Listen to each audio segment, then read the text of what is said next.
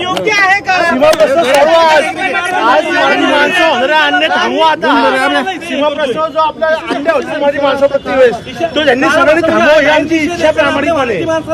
दरवेळी आम्ही किती गळचेपीने ऐकून घ्यायचं. आता सण होणार आहे. आपल्या मराठी माणसावरती जर अन्याय होत असेल प्रत्येक तर आम्ही सहन करणार नाही. कारण कर्नाटक मधलं काही वेगळं नाहीये. कारण तिथं सुद्धा भाजपचं आहे. ते भारतीय जनता पार्टीच्या नेत्यांनी त्यांना आमचा इशारा समजावा. हे आता तात्पुरता स्वरूप समजा. एक सुद्धा गाडी पुण्यात जाऊन देणार नाही. गाड्या फोडून टाकू.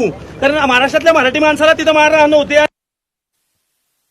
सहन करणार नाही. मुख्यमंत्री गृहमंत्री का शांत बसलेले आहेत? कारण महाराष्ट्र काय पेटून द्यायचंय का आपल्याला? महाराष्ट्रीय माणसाला अजिबात सहन होणार नाही. शेजारची राज्य तर ती तुम्ही तुमच्या गळचिपी जर तिथं चालत असेल तिथं आम्ही आमच्या मराठी माणसासाठी रस्त्यावरती 100% उतरतो आणि कायम उतरू. आणि मराठी माणसासाठी यांच्यापेक्षा असं आम्हाला चांगलं मारता येतं. आम्ही जर मारायचं म्हणलं तर आम्ही इथं एक पण गाडी येऊन जाणार. आणि महाराष्ट्राला छत्रपती शिवाजी महाराजांचा इतिहास आहे. आणि इतिहास हा कायम लक्षात ठेवा. कर्नाटकांनी त्या पद्धतीत राहावं. आता सहन होणार नाही. एसटीला काळं फासण्यात आले. पुढची भूमिका काय असणार आहे? हे फक्त आता प्रशासनाला आपल्याच आहे. त्यामुळे प्रशासनाला एक बाजू म्हणून आम्ही फक्त प्रशासनाला एक जास्त वेटी जरत नाहीये म्हणून फक्त हा इशारा दिलाय. यानंतर सर्व गाड्या फोडून जाळून टाकल्या जातील एवढं सांगतो शिवसेनेमार्फत. कारण प्रशासन शेवटी आपल्याच आहे. त्याला आता वेटी धरणं योग्य नाही. कारण इथं गृहमंत्री आलेले आहेत. त्यांना हा संदेश देणं आम्हाला अपेक्षित आहे.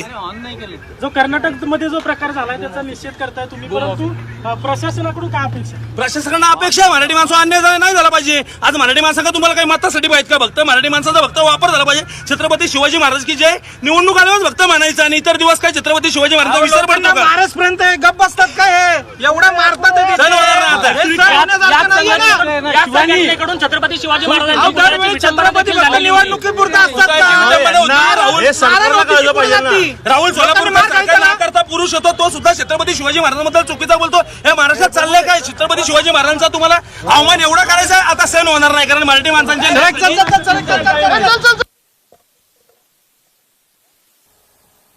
तर पुण्यात शिवसैनिक आक्रमक झाला.